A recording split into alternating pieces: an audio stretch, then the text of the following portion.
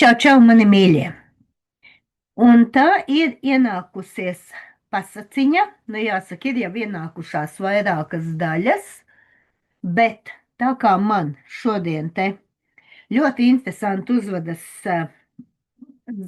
Zoom programma, un tas nav mana datora vaina, tas ir kaut kādi starptautiski, es nezinu, satelīti vēl kaut kas. Nu, tad es tiku klāt. Nu, skatīsimies, cik daudz es te varēšu jums pastāstīt. Tātad pasaciņa par šeit un tagad, nu, otrā daļa. Un ko tad ir pirmā daļa?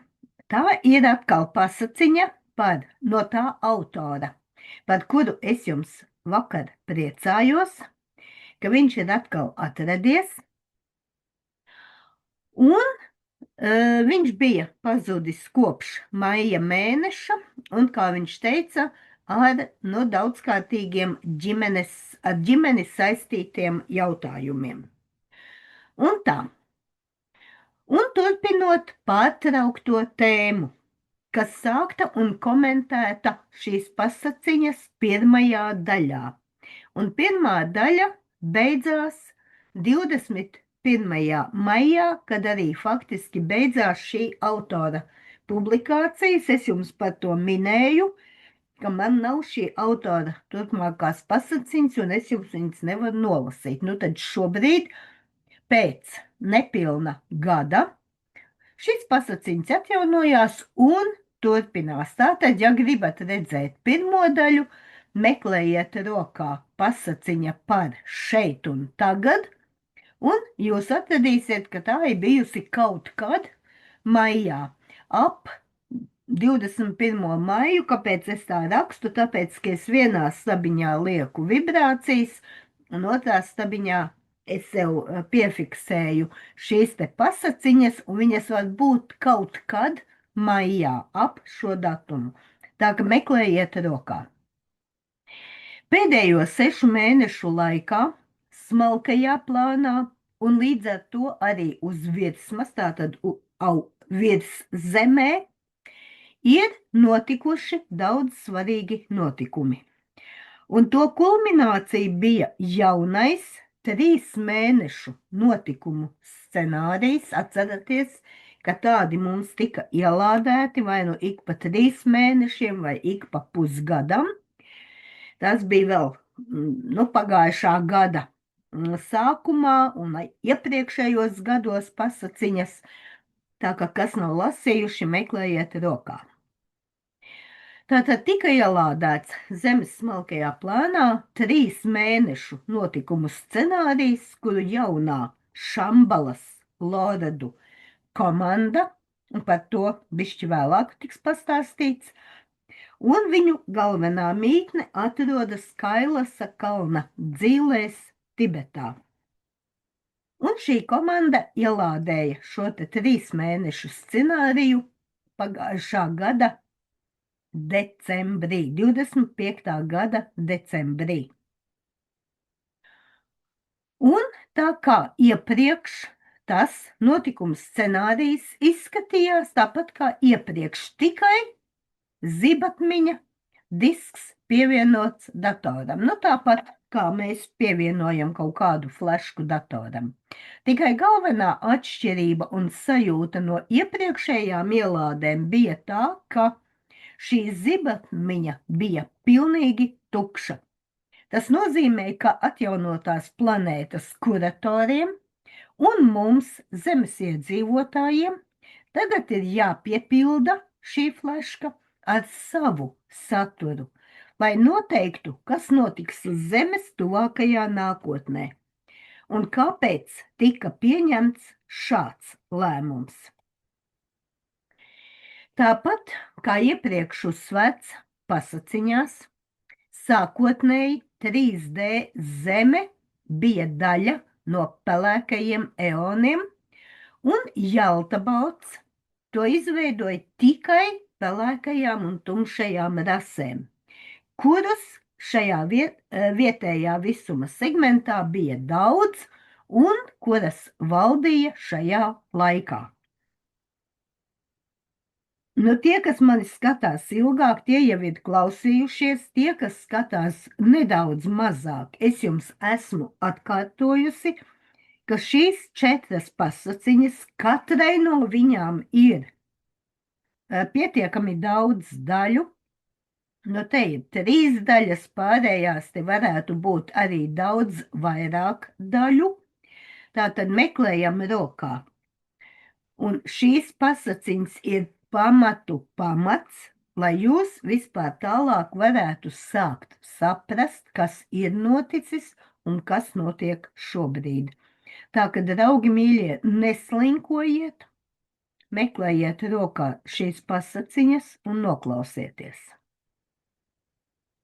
Un līdz 2012. gadam šie te tumšie bija pārvērtuši planētu par tik bīstamu krabīšu audzēju, ka absolūts nolēma pilnībā attīrīt Zemi no visiem kolonistiem un no nulles sēt jaunas civilizācijas sēklas, ko pilnībā atbalstītu un kuras orientētas uz avota gaismu.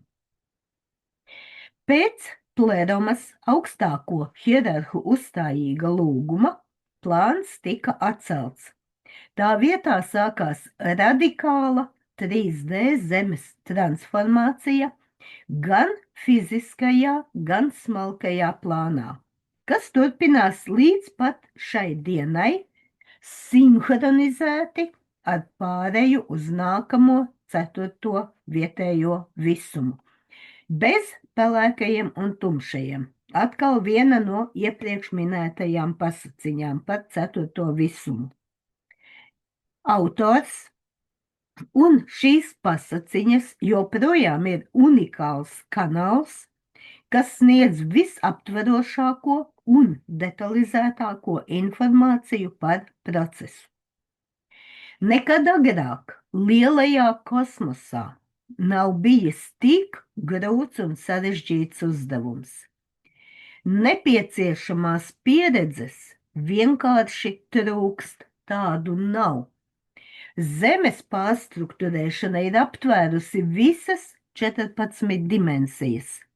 Neskatoties uz nepārtraukto pifpafiņu astrālajā un ēteriskajā līmenī, dziļajā kosmosā, Saules sistēmā un uz Zemes virsmas starp gaismas spēkiem un pelēkajiem un tumšajiem. Pēdējie 2 joprojām uzskata, ka planēta pieder tikai viņiem un atsakās pamest, izmantojot Zemes iedzīvotājus kā dzīvu vairogu un dzīvības spēka avotu.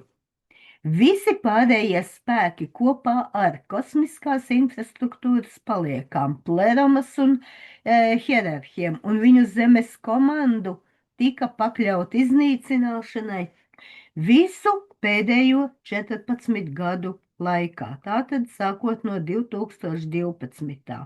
Viss notiek diezgan intensīvi un skarbi. Bet katru reizi, kad tika uzskatīts, ka gaismas panākums jau ir izšķirošs, tika pamanīti atkal jauni slēptie tumšo resursi.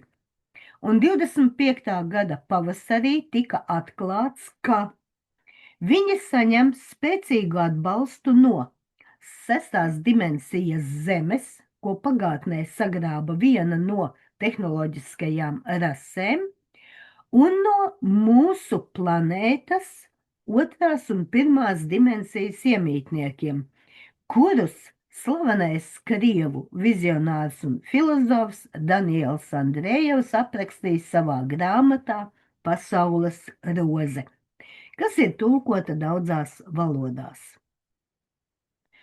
Un atšķirībā no augstākām dimensijām, Pleromas gaisma neiekļūst zemākajos līmeņos, kavējot viņu pasaules transformāciju.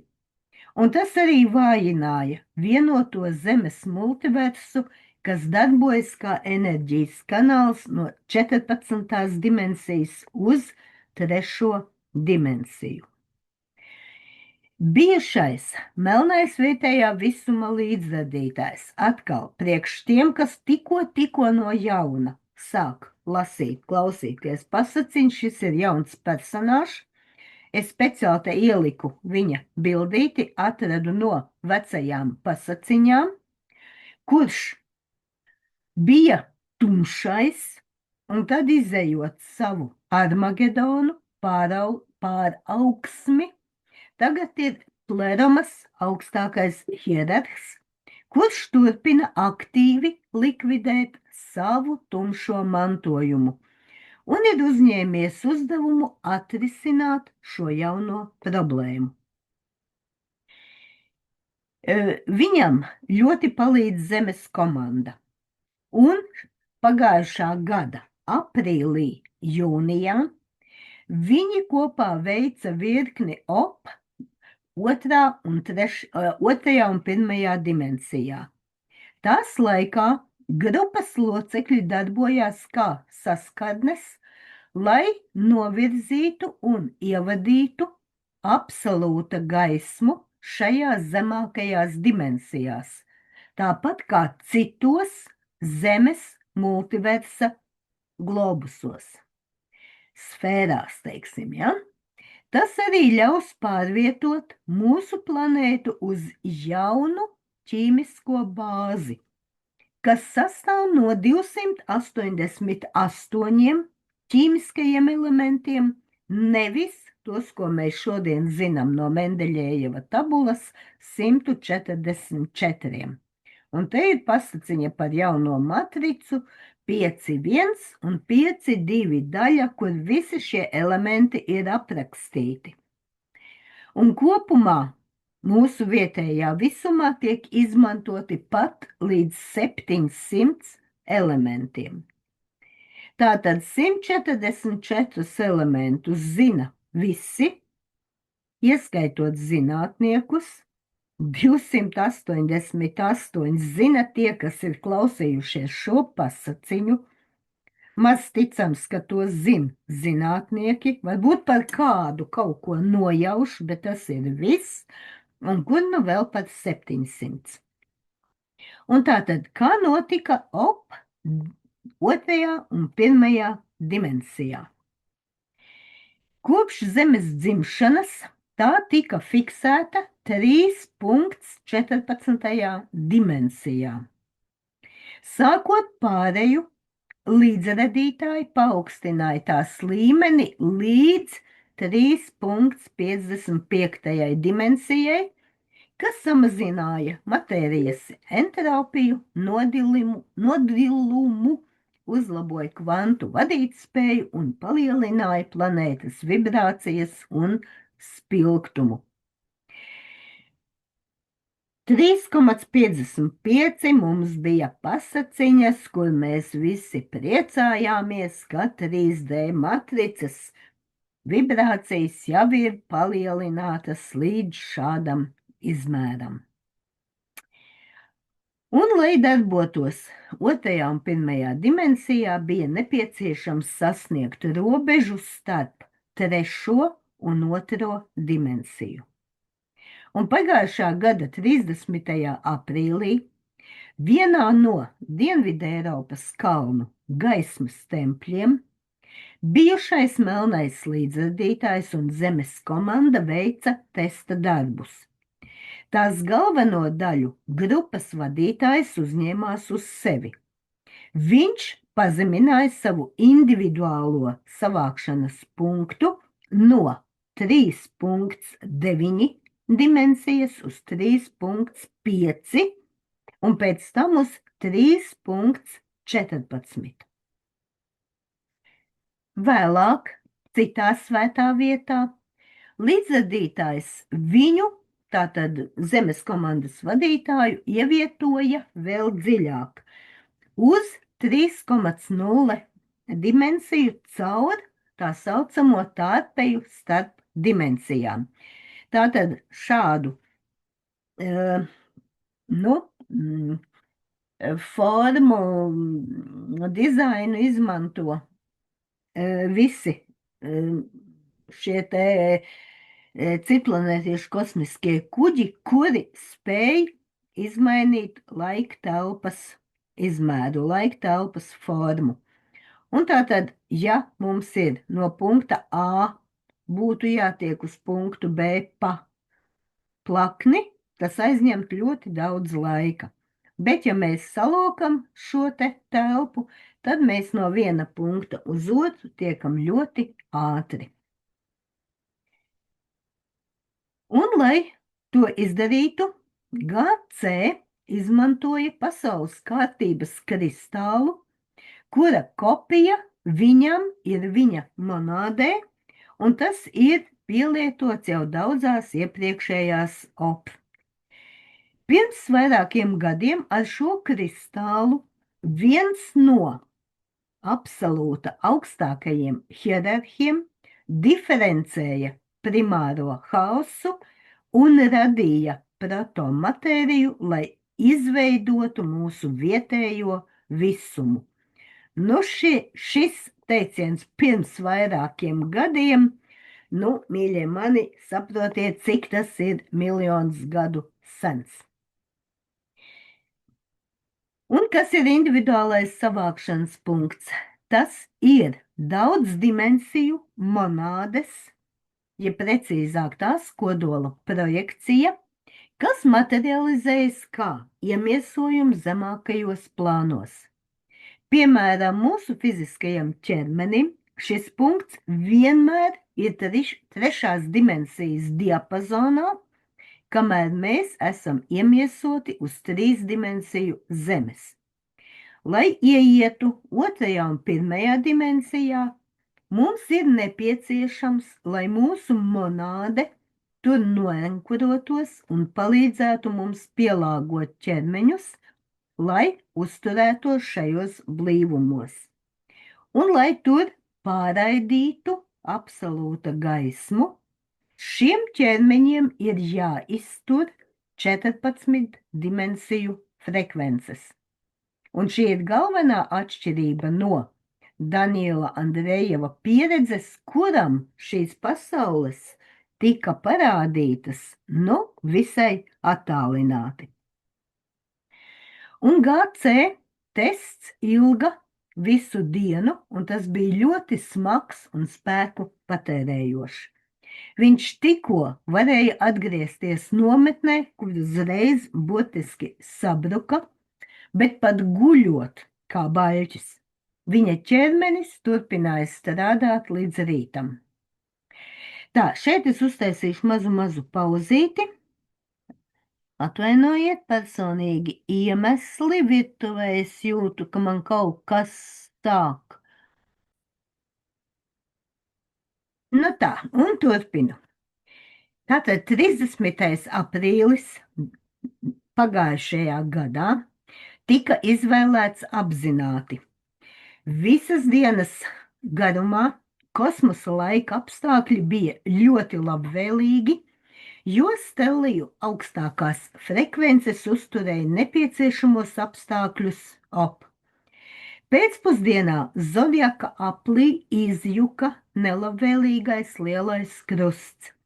2 nedēļas tā 4 punkti veidoja kvadrātus un opozīcijas, radot negatīvu rezonanci, un atbrīvotā telpa ātri piepildījās ar pozitīvu starojumu.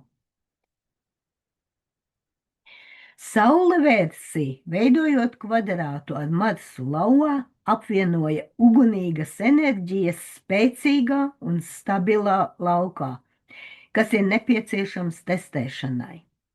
Plutons ūdensvīrā sniedza spēku un dziņu, ko atbalstīja šo 3 kosmisko ķermeņu fiksētais tau kvadrāts. Mēnesis dviņos kvadrātā pret Venēru aunā sāsināja jutīgumu un atsaucību. Saturns zivīs koncentrējās uz misiju, neatlaidību un apņēmību. Neptūns aunā apvienoja garīgo spēku, gribu un paškontroli. Kopā ar Jupiteru dviņos pastiprināja intuīciju un piepildīja ar optimismu. Venēra 120 grādu leņķī pret Marsu palīdzēja pārvērst potenciālu rezultātos. Un kopā ar Saturnu izkausēja, nogrieza un izdzēsa pirmās un otrās dimensijas anhilozes daļas. Ar Neptūnu pārraidīja absolūta mērķtiecīgo impulsu. Sekstilā Urāns versija mobilizēja radošumu un spēju visu ātri un viegli atrisināt. Plutons atbalstīja transformāciju, neiznīcinot pamatus. Mars 120 grādu leņķī pret Neptūnu stimulēja iedvesmu un vēlmi rīkoties. Plutons opozīcijā piespieda operācijas laikā saskarties ar riskiem, briesmām un neparedzētiem apstākļiem.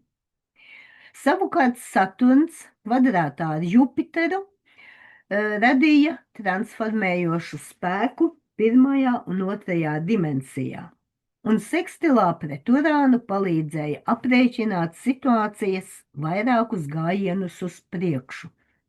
Kopā ar Neptūnu salauza novecojušās iekšējās struktūras un to pamatu.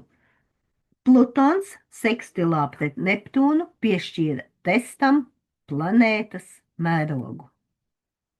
Arī mēness mezglu konfigurācija arī nodrošināja ideālu fonu. Augšupejošais mezgls zivīs, garīguma enerģija un vienotība ar pasauli, un lejupējošais mezgls jaunavā iztērējošo enerģiju noņemšana. Ziemeļu mezgls 120 grādu leņķī ar Sauli izšķīdināja robežas starp fizisko un smalko plānu un pastiprināja iekšējo gaismu. Un kopā ar Saturnu atvēra portālu, caur kuru nāca enerģijas, kas iznīcināja vecās struktūras, ciklus un virzīja uz jaunu modernizāciju. Ar Venēru atbalstīja plānus ar stabilu pamatu.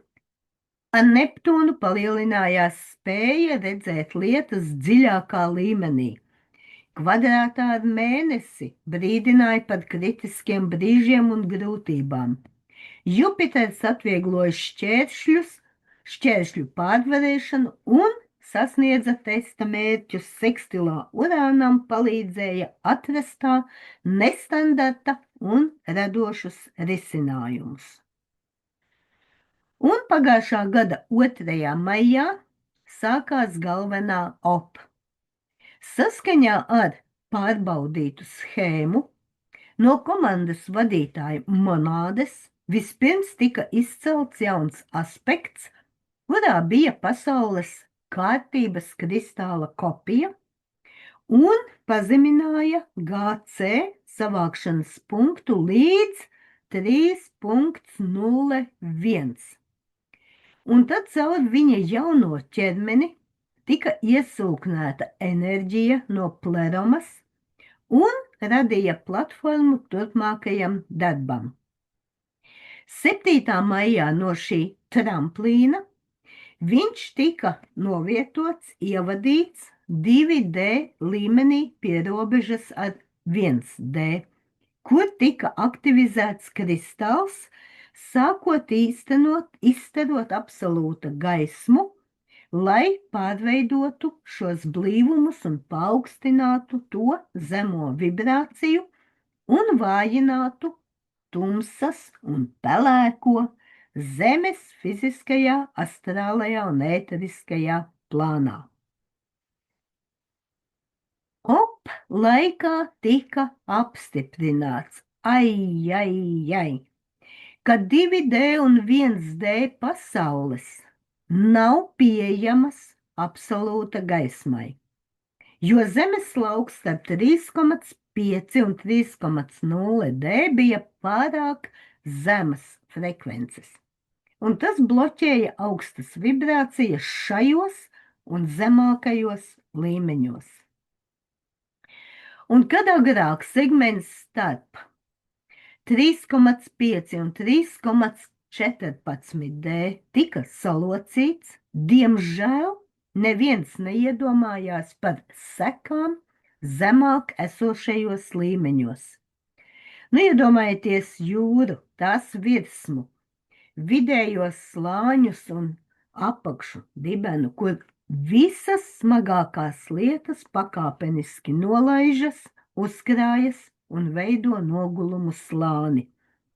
Tas pats notika ar atkritumiem un dzīves aktivitātes blakus produktiem zem 3,14D. Un tas bija tā, it kā mājas iedzīvotāji nesamazinātu, atkārtoti neizmantotu un nepārstrādātu savus atkritumus, bet izmestu tos pagrabā. Kur tie ar laiku savairojās, palielinājās, sapuva, kondensējās betonā un saindēja visus apkārtnes iedzīvotājus. Un tieši caur šo betonu bija jāizrok tārpeja, lai sasniegtu otro un pirmo dimensiju. Un šie atklājumi piespieda pilnībā mainīt nākamās op. Segments starp 3,14D un 3,99D tika steidzami atjaunots un dezinficēts, bet, kā izrādījās, to nebija iespējams pilnībā dezinficēt un pārstrukturizēt, jo jaunajam zemes logosam tam nebija resursu. Un kā augstākie gaismas hierarhi atrisināja šo problēmu? Nu, par to jau pasaciņas nākamajās daļās. Pagaidām smaids sejā un gaišas domas.